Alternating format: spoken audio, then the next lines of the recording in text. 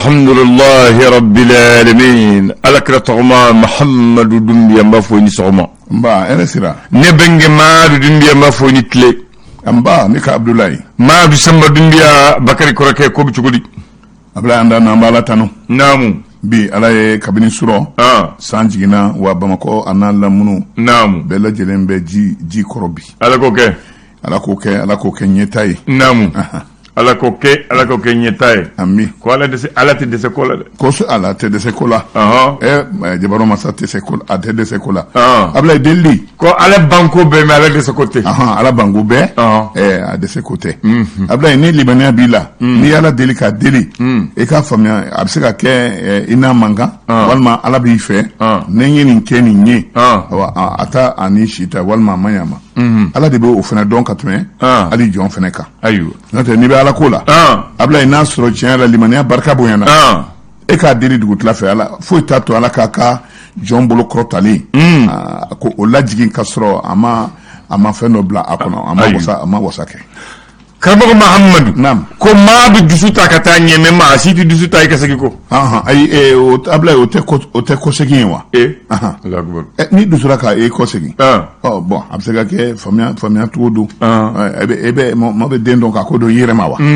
nyeta be bela jelen kono ebe desedi namu note bela jelen aminai dondo ike donga sigi ke Allahu Akbar ko donga jansebalite ko dugu jeti teme dugu kam parce que ka dogo o fana tien ndado bas ko mu abla imai de du kono e dugara tugu ni ka koroni be no ko ba tugala kuma kanga sarela de ni isola ka ni mai pa ka fentginye ibe pango flake kala ga imana paranya fla sabake kasro itimana mina kasro kuma kanga sarola abe fina ko eni kasa nyoywa ebe segi ko ablay Allahu Akbar ko ni ko dugu ga ja ko dugu re bo ko fede fana tien o fana korodi inama tewa nyama do mo i dandon ke ngati ite mo wore dandon Allahu Akbar ebi dandon ni ka Abdullahi ite mo wore dandon famu wala ga dugu ni ko dugu ni ngaja ko dugu re ba ko fe Allahu Akbar nyati famu ayo bismillah karamago prozer nam ambe do ke ambela jelenyi nam alsa ala ke malini ala ke ala ka kansa koy akana ke jugu sagoy ayo wala samba ngo auzu billahi minash shaitanir rajim bismillahir rahmanir rahim bi jumaire bi jouer kalot le fly samba flani mwani kelen ablay an shira la ana kantle herela gafo bambulo gafo bay amba damne l'indépendant ale mu fo so da ene bana kumana ya ira ka fo ni wati na kulumi mbebi no en la fosa kulier association malienne des procureurs ani poursuivant oluka kulumi ni na surna don kelawdo sharatu do ina fo parti politique ni kulu damado ya nyini to mina CNDH ale ya ira ka fo mado minelendo munu ma bawye munu joro kay ango jabana kono ko la jabasu abela jelen kada uka annu ma utego shi utenini usago tuyere ka munu salula Allahu Akbar ablay nam mi organ unique kulu kelemi ni abela jelen da ka foko o kelenke sigi anga kalata barawla ni o kuma be sena kulu mi ni atema shiklina la na ale de so chamanche yiriye ko bere sarala wa amana min bo jabila si kana fo kibe fiyen soro la o sigili ko ni wati na ni ko kiba asigi ka berebe ka kenye election wati ma wala ka kenye wati min be chamanche fanga bolo ka wati ka surun kutu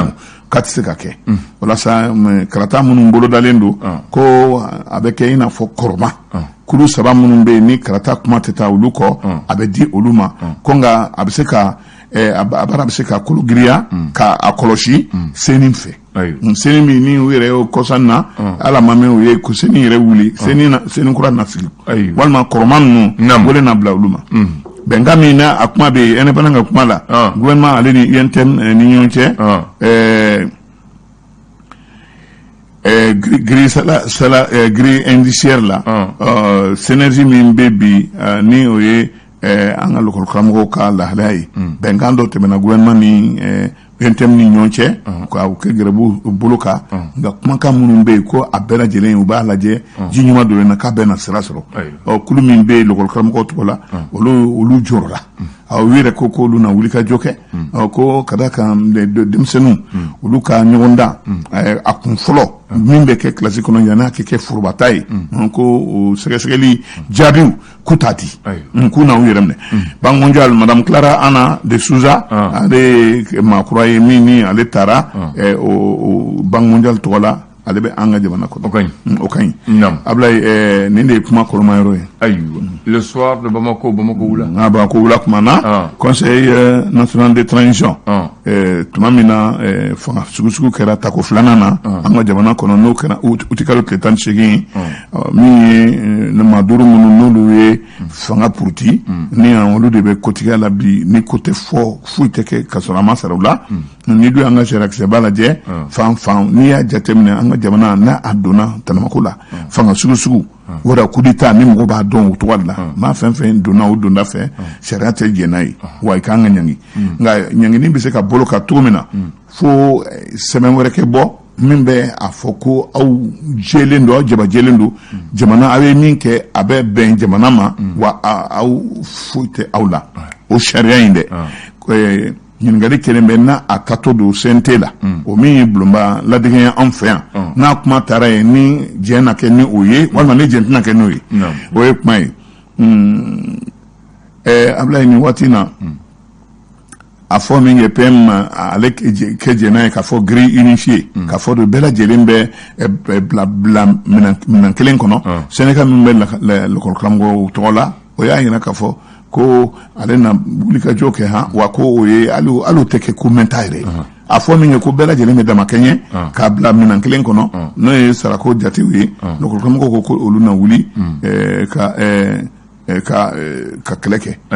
ko ka d'a kan o ko min natɔ ye nin ye olu ka bɔ t'o la Ablaye nin waati na jateminɛlen bɛ ka fɔ sɔngɔ yɛlɛ min bɛ an ka jamana kɔnɔ bi n tɛ san sɔngɔ min dalen bɛ anw ka dunfɛnw kan bi ministre Mahmoud Ould Mohamed ko a welela CNT yɛrɛ ɲɛkɔrɔ n'o ye an ka bulonbaladege ye ka a ɲininka sɔngɔko ye a ye fɛɛrɛ jumɛn tigɛ a la ko ka da kan kulekanw bɛ ka caya dɛ jamana kɔnɔ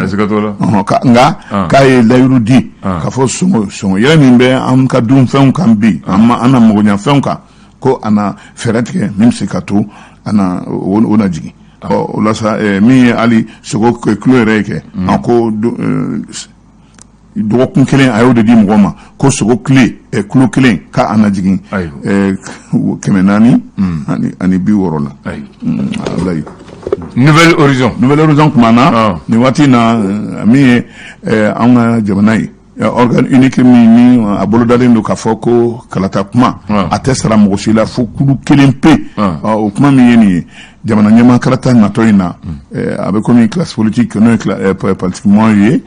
ko u ma jɛ n'a kuma ye dɛ u yɛrɛ kelen bɛ k'u disi da Choguel Kokala Maïga disi la bɛ premier ministre tun ye sira min ta a bɛ komi o ni politiquement ka tasiraw u y'u gɔlɔ n'a ye u y'u jɛngɛ n'a ye u y'u gɔrɔ n'a ye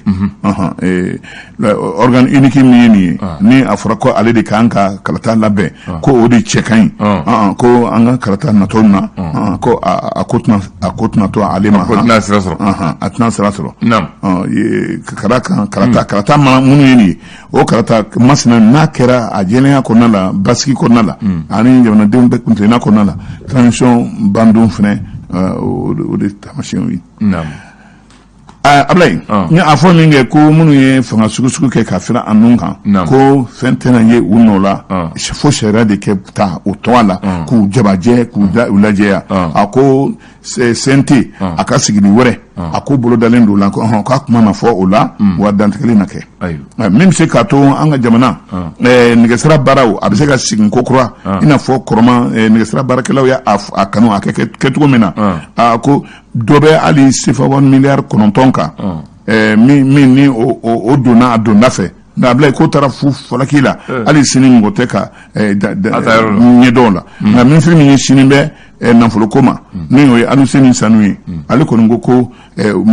maa fɛn tɛ da donna nin kuma in na sefa 1 miliyari 9 min donna donda fɛ nka n'a ma sira sɔrɔ a ko o kɛ ɲɛfɔli kɛ a nafolo in taara yɔrɔ min na a ko o de ma ale mago b'o la min ye UNTM ni gouvernement cɛ ye gɛlɛya ala ni Sherif Usmane Madani Haidara a ka wuli ka jɔ ako ani o conseil islamique ka wuli ka jɔ ko gouvernement ani ni yentem cɛbaw wala ko u ye hakilina kɛ kelen ye. naam le sphinx kumana min Ibrahim Boubacar Keita ka waati ye yuruguba minnu kɛra o waati la dossier ba minnu bɛ yen ni u y'a ta ka don tiroir kɔnɔ ka i sen d'a kan ka kɛ ko kuma kɛ ko olu na ko kurakuraya ka labɔ ko kura ka baara kɛ n'a ye ka d'a kan min ye avion yɛrɛ présidentiel ye sɔngɔdaraw kan tɛ san sɔngɔ farankan min n'a barika bonyana kosɛbɛ ka bɔ sɔngɔ latigani yɛrɛ la ka taa sɔngɔ yɛrɛ yɛlɛmani sɔngɔ sigili fo siɲɛ 3 Ablaye ko ye kabako ye dɛ i bɛ ka a ka jɛw minnu ni olu ma siran foyi ɲɛ jamana in yɛrɛ ko u ye avion yɛrɛ kɔlɔsili ani a tɔbɔtɔbɔli u ye sɔngɔ fɛnɛ da o kan min bɛ taa fo o sigiyɔrɔma 5 na yɛrɛ la sɔngɔ yɛrɛ sigiyɔrɔma 5 a to tɛ ɲuman ye dɛ ministre min ɲɛsinnen bɛ kalanko ma an fɛ yan ko a bɛ komi o fana taara tacogo dɔ la n'a hakilina min kɔnɔ Ablaye Diop ko jɔn min dalen a ɲɛ Segal Dial fɛ k'a na se k'i yɛrɛ bɔ o kɔnɔna la wa o de ye kuma yɛrɛ ye min ye Ibrahim Boubacar Keita ka waati ye ministre de la justice Mamadou Kassoge ko ko a na se ka ninnu minɛ kɔnɔ ma minnu n'olu ye tiɲɛni kɛ Ibrahim Boubacar Keita ka waati la wa o de ye kuma kɔrɔma ye min bɛ se ka to nin cɛba in a bɛ se ka kisi kasoladon yɛrɛ ma baga t'o la ko a ye baya kɛ hijira ye o la sa nin ye pɔn kura min n'o ye babili kura in kayi ko bi ko kura min na an tilara la dɛ ni a kurubɔn kari kɛra n'i y'o ye bi i jigila bɛ tigɛ kayi kɔni silamɛsi de y'a fɔ Mali aujourd'hui kumana Azimi Koita Segal Kokala Mayiga awa min ye barikani bɔli ye an fɛ yan ani dossier minnu bɛ yuruku kuma la ani fali minnu kɛra ka kɔn fanga tiɲɛ URD ani Boubou Cissé o nali o n'a ɲɔgɔnnaw nin ye dossier min ni a bɛna caya transition maaw ma Dr Ahmed So nin dossier ba minnu bɛ an ka jamana kun kan Dr Ahmed So in yɛrɛ kɛra ministre an fɛ yan waati tɛmɛnenw na maa faamuyalenba don ale hakilina ye min ye a ye dɔ fɔ o la a tɛ ten ko nin ye an ka jamana masakɛ ye min kun ka yeta ka bon a donni kama maliyɛn bɛɛ ka yeta ma a ye donjan ko ye an ka jamana ye ko nka maa minnu fɛn fɛn bilara Ibrahim Amadou Touré la Sarkozy Blaise fo ka taa se Abdelaziz ninnu ma Ablaye k'a bɛɛ lajɛlen bɛ gɛlɛya kɔnɔ bi Ablaye nin waati na Cour de justice de la CEDEAO Cissé technologie awa ko ale min kun ye an ka famaw an ka jamana sama ka taa kube la ko kube ma diya a la dɛ kuma de ye nin Ablaye Mali tribune ba kunci Mali tribune kuma na nin waati na commune rurale min bɛ Sibi awa ko nafolo tiɲɛ yera a burujali yera ma yɔrɔ maa min ni o ye maire yɔrɔ ye ça fait BVG olu de o ye bureau du vérificateur général u ka sɛgɛsɛgɛli yɛrɛ ma $27,000 de ci yera commune kɔnɔ n'o ye Sibi commune ye a maire yɔrɔ ko a ma baara kɛ tilennenya yɛrɛ kɔnɔna la Ablaye Kɛya kɔ kuma de ye yanni waati dɔ cɛ an b'a kun cɛ n'o ye ayiwa dakuruɲa kelen ye kɔrɔlen ye mun de fɔ jama ye famanaka dɔ f'u ye dakuruɲa kelen naam Ablaye i tunan kan sa nka dakuruɲa kelen mɔgɔ man ka dɛsɛ o la dɛ naamu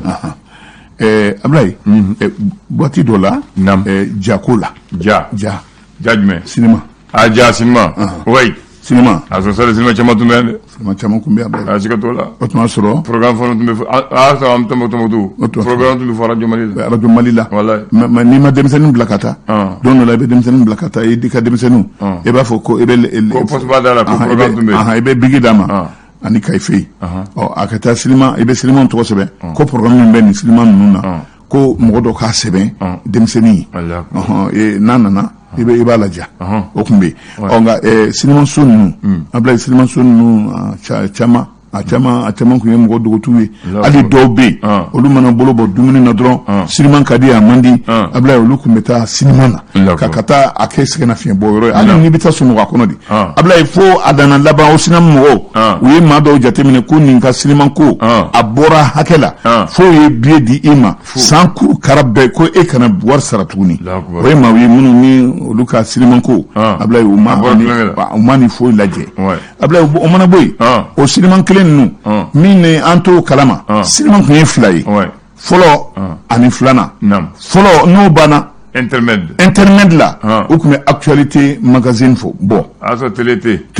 Modibo b'a ka taa mun kɛ n'a ka Modibo n'a ka kobaw a bɛ taama minnu kɛ actualité magazine Ablaye o de kun ye propagande ye Modibo ka fanga ka a sinsin ka tila ka Modibo ko don mɔgɔw kun ma Ablaye o fana kun ka di dɛ a siga t'o la nka a bɛ laban min ma Ablaye bɛ ja la n'a bɔra kɔ kan i b'a sɔrɔ an ka jamanaden dɔw minnu ye taamakɛlaw ye u ye ja ninnu ye nka u mana na u b'a fɔ ko ko ja min kan ka bɔ bi ne ye nin ye Côte d'Ivoire ne ye nin ye Burkina nka ko nin ka farin dɛ mais o tun y'a sɔrɔ commission dɔ sigilen commission de censure au ministère de l'information o b'a censurer o b'a fɔ ko ja bɛ ja la ko man ka yira jamanadenw Ablaye u b'a lajɛ kulu dɔ sigilen o kama ni man kan maliyɛn man kan min u b'o tigɛ yanni a kɛ yira ni u tilara siniman lajɛli la tuma min na maliyɛnw mana ye Ablaye u bɛ tila k'a tugu a nɔ la k'a bila ka taa jamana wɛrɛ min kan k'a ye o kɛra fɛn dɔ fana tun bɛ kɛ sufɛ ta u tɛ sɔn denmisɛn ka taa anw ta u b'a kɛ jeudi matinée ani seli wula fɛ an tun bɛ taa matinée Ablaye an ne mɔgɔ kelen de bɛ don siniman kɔnɔ ni ye denmisɛnnin de ye hali ni siniman bɛ bɔ ka sɔrɔ mɔgɔ t'a kɔnɔ Ablaye i tɛ don n'a fɔra interdit de au moins de 18 ans Ablaye o de bɛ bato dɛ an ta ye matinée de jeudi soir o tiɲɛ don voilà Dumbuya awa Dite Kambɛ